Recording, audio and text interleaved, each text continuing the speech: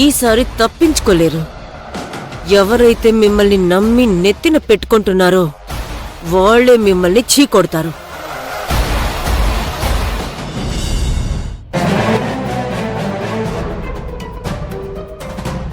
Yeah okay. Kaveri, నీకిచ్చిన ₹1,00,00,000 తీసుకురా. వాటిని నారాయణమూర్తి గారికి ఇవ్వాలి. సరే అర్జున్ బాబు.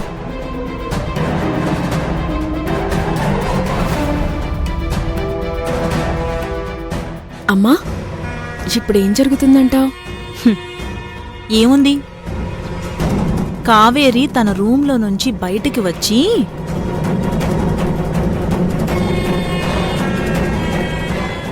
అర్జున్ బాబు, డబ్బు కనిపించట్లేదు.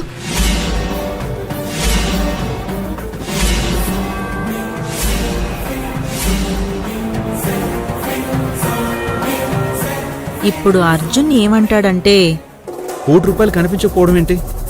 సరిగ్గా చూసావా? చూశాను అర్జున్ బాబు, అంతా వెతికాను, ఎక్కడా కనిపించట్లేదు. ఇప్పుడు కాకి ఉన్న పళంగా స్టార్ట్ చేస్తుంది చూడు.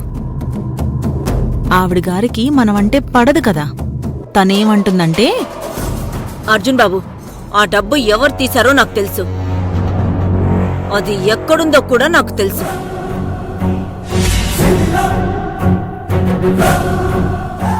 అది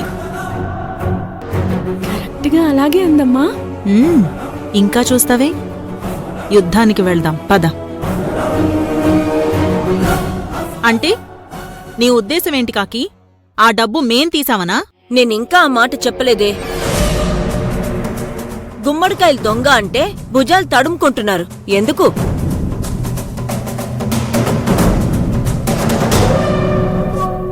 అమ్మా అంకిత,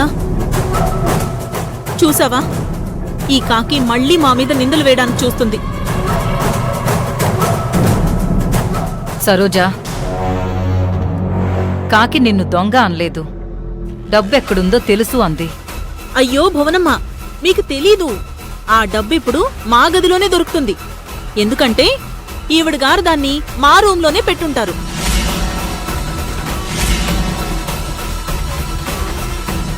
ఏం మాట్లాడుతున్నావు సరోజా? కాకి అలా ఎందుకు చేస్తుంది? ఎందుకు చేయదు? నిన్న మీరు కావేరికి డబ్బులు ఇచ్చేటప్పుడు మమ్మల్ని ఇంటి దొంగలు అంది. ఈరోజు అది నిజం చేయడానికి చూస్తుంది.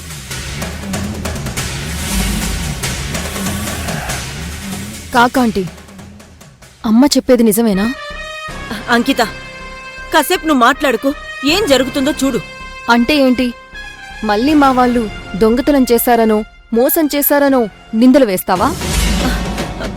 అందులో డౌటేముంది? షూర్గా మమ్మల్ని దొంగల్ని చేయడానికే ఈ ప్లాన్ చేసినట్టున్నారు.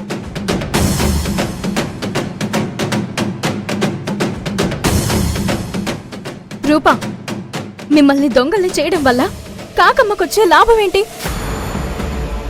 తను దొంగల్ని బయట పెడతానంది, మిమ్మల్ని దొంగల్ని చేస్తాను అనలేదు. అనక్కర్లేదు, మమ్మల్ని దొంగల్ని చేయడానికే ఇదంతా చేస్తున్నారు, మాకు అర్థమవుతుంది. కాకి, ఎందుకొచ్చిన గొడవ వదిలే. అర్జున్, ఆ ₹1,00,00,000 మన అకౌంట్లో నుంచే డ్రా చేసి నారాయణమూర్తి గారికిచ్చే. అలాగే అమ్మా. ఆగర్జున్, అలా ఎలా వదిలేస్తాం భువనమ్మా? ఆ ₹1,00,00,000 ఎవరు తీశారో తెలియాలి కదా. అవసరం లేదు, ఇంక ఈ విషయం ఇక్కడితో వదిలేద్దాం. కుదరదమ్మా.